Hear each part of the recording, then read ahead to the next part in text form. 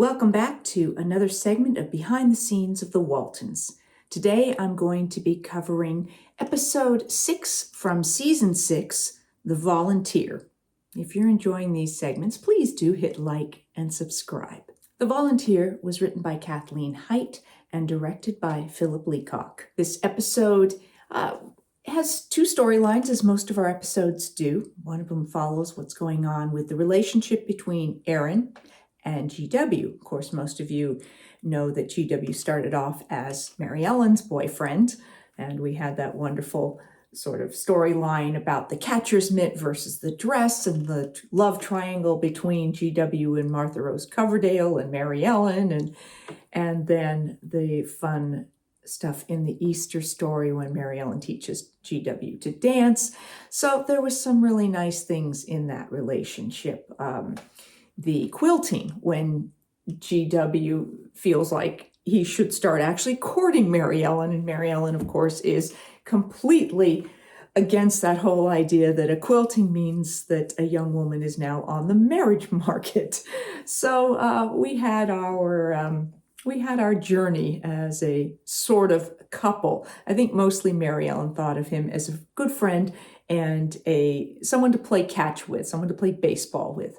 Now, as Merie Ellen is married to Kurt, and somehow he and Erin have gotten closer. And the family talks about how they just sort of feel like GW is one of the family. Mama and Daddy talk about how they like having him around. People keep asking him for favors. He's giving Erin rides to school and to work. So he's just someone that has become very dependable to various different members of the family. Of course, David Doremus was the one who played GW from the beginning of season 1 through here into season 6. And when we were in Waco recently for a Walton gathering, I had a chance to ask David if he would be interested and willing to come on and be a guest on my show. So he said he would, so we're working on coordinating that, and I hope to have him on as a guest sometime in the next few weeks. The subplot of this deals with Rover, the peacock.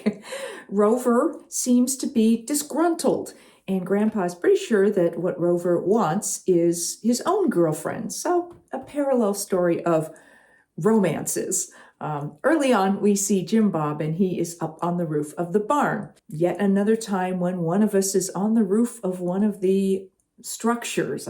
We've been up on the roof of the house. We've been up on the roof of the barn.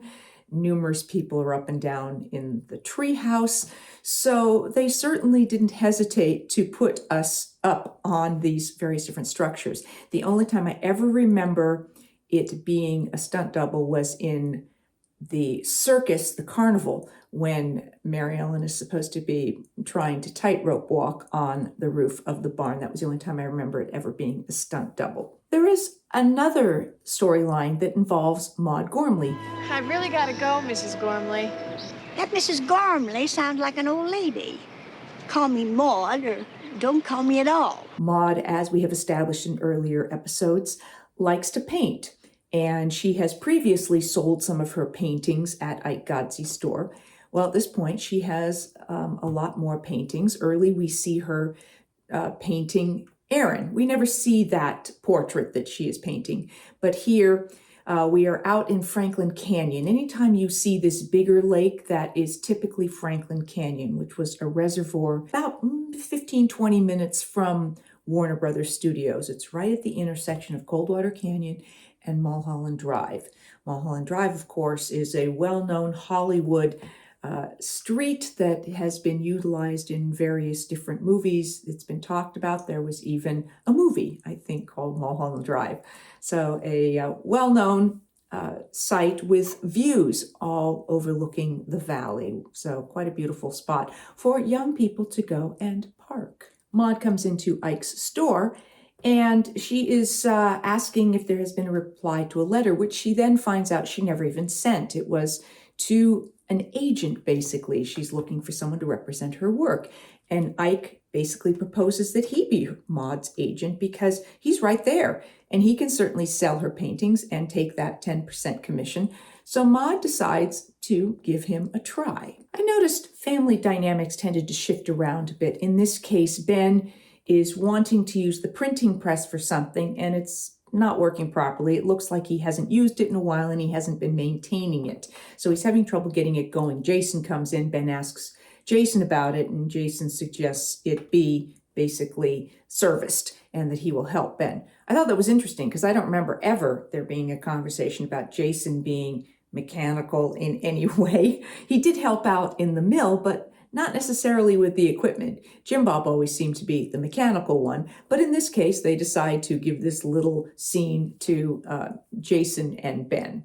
And then Jason asks GW if he will help out, and of course GW is always willing to volunteer to help out. We see the growing attraction on GW's part, how he is basically has a crush or is in love with Erin, and he finally sort of does another unusual proposal. We had Merie Earle's unusual proposal by Kurt, where he basically says, I'm going to marry you. And she says, I wouldn't marry you, Kurt, if you were the last man on earth. Well, in this case, GW doesn't really ask Erin to marry him. Instead, he says, Erin? You don't want to get married or anything, do you? Married? So we didn't really ever get a chance to, that I recall, have one of the Walton children, as we became adults, have a traditional proposal. We either didn't really see the proposals or they were unusual.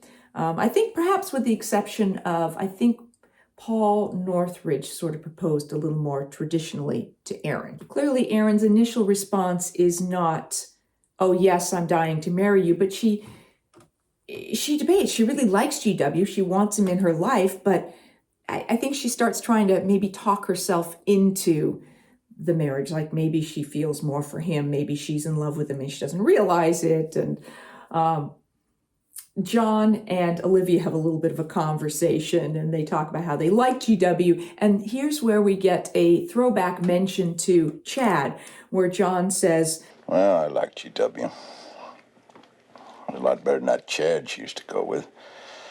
She almost married that lame brain. So a sort of derogatory comment on John's part about that misguided proposal and elopement with Chad and Erin. Now that might have been a better proposal than GW's. Besides another case of someone being up on a roof of the mill, the barn, the house, we also have another case where there's been a fire. We don't see this one, but John and Grandpa are taking apart part of the smokehouse because John says that Grandpa wasn't properly tending to the fire, got it too hot, and so part of the smokehouse, the wood part of it, is having to be replaced. This causes another sort of conflict, little argument between John and Grandpa, who quite often did get into these little spats where Grandpa's feelings would get hurt and John would be aggravated with him. So, despite whatever age, it just shows that relationship between parents and children can always be a little heated. Another scene that would have been shot at Franklin Canyon, GW has a picnic with Erin, and he basically says he's joining the Army. He's going to be leaving the next day.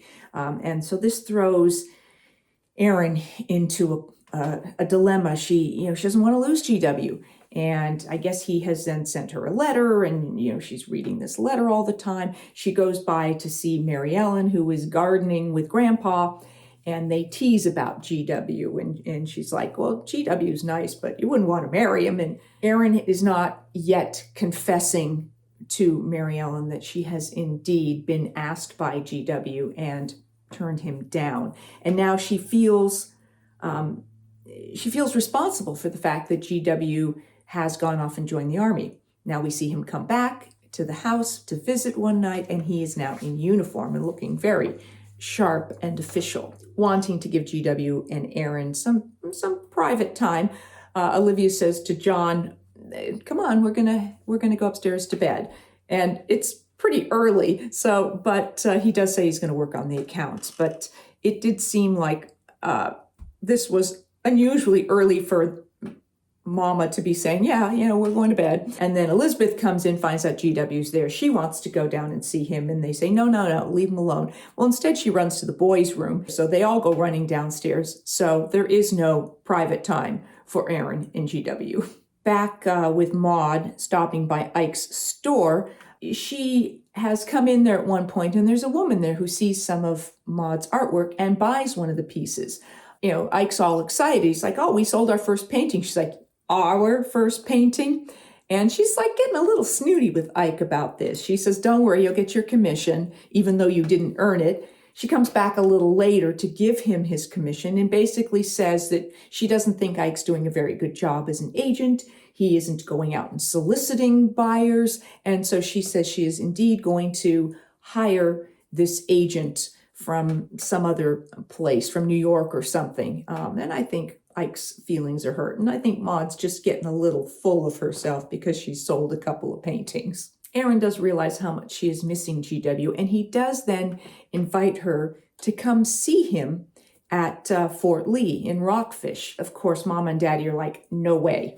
And Erin gets Merie Earle and Mama to sort of try, and she tries to get them to talk to Daddy, and Olivia's like, your daddy makes his own decisions and stuff like that. And then Jason goes and talks to Daddy, and basically he says no, and Jason says, well, yeah, I've been asked to kind of work on you. And then Mama and Daddy have a conversation, and ultimately, reluctantly, John agrees. And then we see Mom and Daddy take Erin and put her on the bus to Rockfish. And it's really all about trust, because they do say they trust Erin and they trust GW. So they have to then trust them. Apparently, Rover has gone missing. Jim Bob is looking for him everywhere. Grandpa has said he thinks it's because Rover needs his own companion. He should have a peahen. Jim Bob is outside Ike's store and thinks he hears Rover. David said that the peacock was a little tough to work with, that he got scratched and clawed and stuff like that. I was amazed watching this episode how much, now whether they were able to, I don't know that you can train a peacock, but whether the peacock did things or whether they could coax it with food, but it seemed to fly places or go places. Maybe it was tossed places. And so the camera just sort of saw it, or the peacock did something and then they decided to work the scene around what the peacock did do. I have no idea. I don't remember any of how they did that, but the peacock was definitely featured in this episode, and Grandpa picks it up, Elizabeth picks it up, Jim Bob picks it up. I don't think I ever touched the peacock in a scene, but for those who did deal with it, I guess, it could be, they had to be careful, sharp claws. And also it could be very noisy on set. The bell would go off and the peacock would shriek. We had some challenging animals to work with. On her visit to Fort Lee with GW, they go to a little dance club, and GW and Erin are there with another couple. And it sort of reminded me of when Ben was working in Norfolk, and he went to this Hawaiian club, and I was looking at the set again going, this is probably that same basic set, yet sort of set dressed again a little differently. So there, I get the sense that there were some of these sets, although they weren't permanent sets, that if they had those basic flats, they knew what they were, they could reconstruct it easily and then just redecorate it. And these would typically be done on one of the other sound stages, because we didn't have that much room on stage 26 to build a lot of additional sets. During the time that GW and Erin are dancing, the other couple seems to have disappeared. And GW mentions that they're going to be getting married. And he walks Erin back to the boarding house where she's staying and then says, oh, I should walk you up to your room. And we start getting the idea that GW maybe, thinks that this is an opportunity for them to be private.